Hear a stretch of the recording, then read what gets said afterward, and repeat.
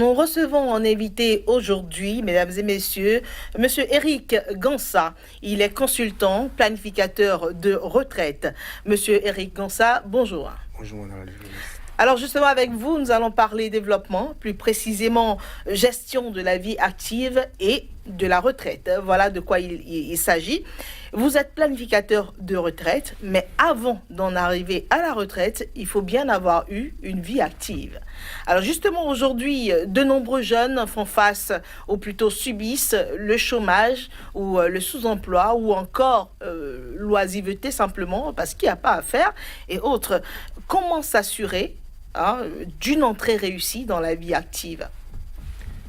Merci, madame le journaliste. Pour s'assurer d'une réussite dans la vie active, les jeunes ont deux voies à suivre. Soit ils vont décider d'aller chercher un emploi, soit ils vont se créer eux-mêmes un emploi. Mais pour aller chercher un emploi, ils doivent faire de cette recherche-là un job. Je m'explique. C'est-à-dire, ils doivent planifier la recherche du travail. Et après les études, qu'est-ce qui se fait? On s'assoit calmement, on voit dans quelle mesure ou quelles sont les possibilités qu'on offre à l'employeur. Mais après avoir évalué ça, on définit une période où on va aller chercher l'emploi. Et quand on définit cette période-là, on s'assoit, on écrit plusieurs lettres de demande, par exemple. Et qu'est-ce qu'on fait? Dans une semaine, on prend 3 jours. C'est-à-dire le lundi, le mercredi et le vendredi. Par exemple. Par exemple. Et dans une journée, on peut décider d'aller visiter 5 entreprises, à raison de 3 le matin et 2 le soir. Et comme ça, celui qui est à la recherche de l'emploi se comporte déjà comme un travailleur à temps plein. Voilà. C'est ça. Mais justement, même si il est diplômé et qu'il a son diplôme, comme cela se doit, vous savez qu'aujourd'hui, de plus en plus, les entreprises, les structures demandent déjà qu'on ait 5 ans d'expérience ou plus, alors que la personne vient de terminer les études. Ça rend les choses difficiles. C'est vrai que les entreprises demandent une expérience, mais on peut déjà se construire son expérience aussi. Comment? C'est-à-dire, au moment où on est en train de suivre les études, on est en train d'étudier, on peut avoir du temps pour aller visiter les entreprises. On peut faire du bénévolat dans les entreprises. Et tout ça, là, on va les comptabiliser dans l'expérience. Ceux qui ont l'expérience aujourd'hui, ce n'est pas du jour au lendemain. Donc, si quelqu'un ne trouve pas une entreprise dans laquelle où il peut aller travailler, il peut tout au moins faire du bénévolat dans ces entreprises. Et à la fin, s'entendre avec les responsables pour qu'ils lui donnent le quitus de l'expérience. Justement, et ce bénévolat est à cultiver, parce que c'est pas dans les habitudes par ici. Ah, mais c'est vrai. Alors que ça a de la valeur, ça te prédispose vraiment à assumer des fonctions intéressantes plus tard. C'est très important. Vous savez, même au Bénin, ici, dans certaines facultés ou dans certaines spécialités, ça se demande. Et comme ça, à la fin de chaque année ou à la fin de chaque semestre, l'étudiant est amené à aller dans les entreprises pour aller voir comment ça se passe en fait. Voilà, on parle de stage souvent. Voilà, stage. Super. Alors justement, une fois entré dans la vie active, c'est quoi les étapes à suivre, les bonnes attitudes pour avoir une vie active réussie? Il y a d'abord la planification de la carrière. Et il faut planifier sa carrière. C'est-à-dire qu'on doit être capable de dire, même si on est dans une entreprise publique, on doit être capable de dire, dans 2 ans, je veux être à tel poste. Dans 5 ans, je veux être à tel poste. Et par rapport à ça, maintenant, on fait ce qu'on doit faire. On développe le leadership qu'il faut pour en arriver là. Parce que celui qui va te normer, en fait, il t'observe. Tu ne le sais pas. Absolument. Quand on te norme, ce n'est pas que ça descend du ciel, non. C'est par rapport à des aptitudes que tu aurais développées entre-temps, qu'on te confie d'autres responsabilités. Donc, on planifie tout ça. Maintenant, quand on finit de planifier tout ça là, qu'est-ce qu'on fait? Il y a la gestion maintenant de ses ressources, par exemple. La personne doit pouvoir se dire, dans 5 ans, je dois avoir telle économie. Je dois avoir telle chose, ou je dois déjà faire un tel nombre d'investissements. C'est tout ça là, de façon générale, qui entre maintenant dans la planification de sa vie active. C'est ça. Voilà. Et c'est quoi les erreurs qui peuvent subvenir ou les erreurs, les faux pas, les mauvais pas qu'on peut commettre et qui peuvent avoir un impact sur l'après-vie active? Le premier que je trouve, c'est le self-control. C'est-à-dire, nous avons cette erreur de penser que la vie des autres importe beaucoup. Non. Parce que si je prends le plan financier, parce que c'est surtout ça, quand on est dans la carrière, c'est surtout ça, à ce niveau que la chose se passe. Qu'est-ce qui se passe? On a envie d'être à la page. Quand je dis à la page, de suivre le mouvement. Parce qu'on se dit, ah, les autres font, moi-même je dois faire. Or, les autres ne sont pas toi. Et vous n'avez pas les mêmes objectifs à atteindre. Vous parlez par exemple des gabégies, Exactement. Des mauvaises C'est-à-dire pratiques. des dépenses Inutiles. Voilà. Et quand c'est comme ça, à un moment donné, vous vous rendrez compte que je n'ai pas atteint les objectifs que je m'étais fixés Au départ. Donc, il y a chacun doit se contrôler dans tout ce qu'il est en train de faire.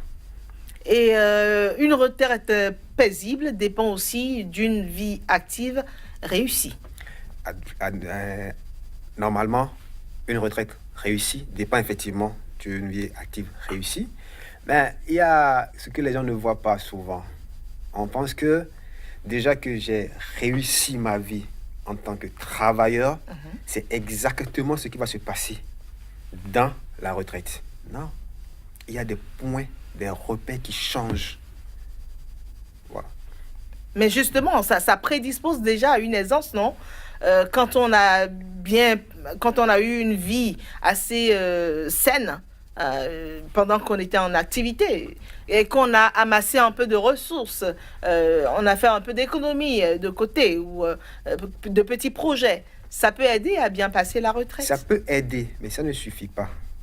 Tout simplement parce que il y a des changements qui peuvent intervenir Comme à un moment donné.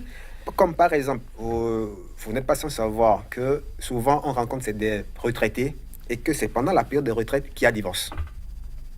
des imprévus. Des imprévus. Et personne ne se demande, mais pourquoi c'est maintenant que ces gens-là devraient se séparer? La cause, c'est pas pendant la retraite. C'est parti déjà de la vie active. Donc, progressivement, la dame peut-être est là. Elle encaisse, et elle attend le point où elle va lui rendre la monnaie de sa pièce. Ben, n'affichez pas la femme comme une mauvaise personne. Non, c'est un exemple. C'est un exemple dans le sens que la faute ne vient pas forcément de la femme. Imaginez quelqu'un qui a assumé un poste de directeur ou un responsable, qui chez lui, personne n'a le dernier mot. Quand il rentre, par exemple, c'est le silence. Tout le monde est droit. Ah oui. Mais à un moment donné, et les enfants et la femme en auront marre. Et comme pendant sa période de travail ou d'activité, c'est lui qui finance, on l'attend à la retraite. Quand il n'aura plus tout le pouvoir financier qu'il avait, c'est en ce moment que les problèmes vont naître. Bon, on espère que ce n'est pas ce qui se passe souvent dans les foyers. Alors, dites-nous, justement, il n'y a plus assez d'argent comme quand on était en activité.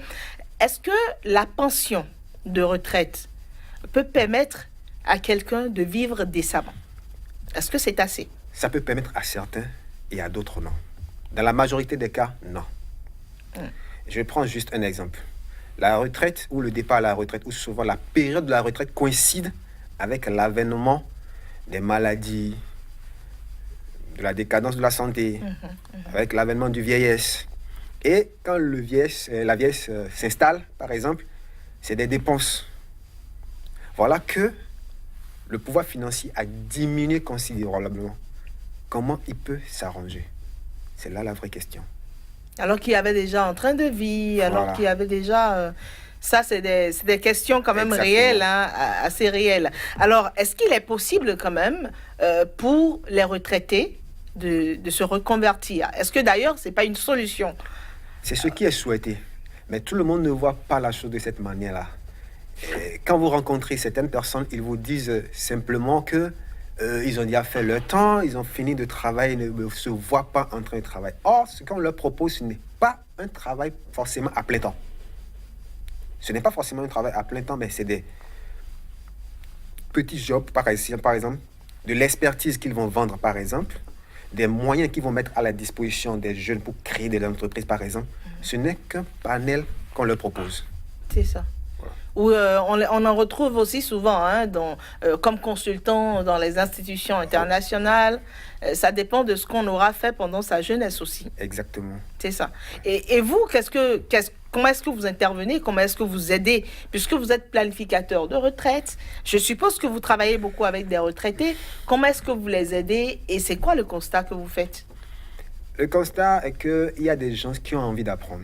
Il y a des retraités qui ont envie de relever le défi. Mais d'autres sont atteints. Et on a du mal à travailler avec ces gens-là. Maintenant, quand on prend un retraité, par exemple, ce qui est fait couramment, c'est de revoir, de le ramener à analyser tout son parcours. Qu'est-ce que ça lui rapporte? Justement, en analysant tout son parcours, on découvre qu'il avait des rêves. On découvre qu'il avait des possibilités. On découvre qu'il avait des potentialités. Et ce sont ces potentialités, ces rêves, ces possibilités-là qu'on met en exergue. Et c'est ça qui le motive maintenant à vouloir se prendre en charge et à aller de l'avant.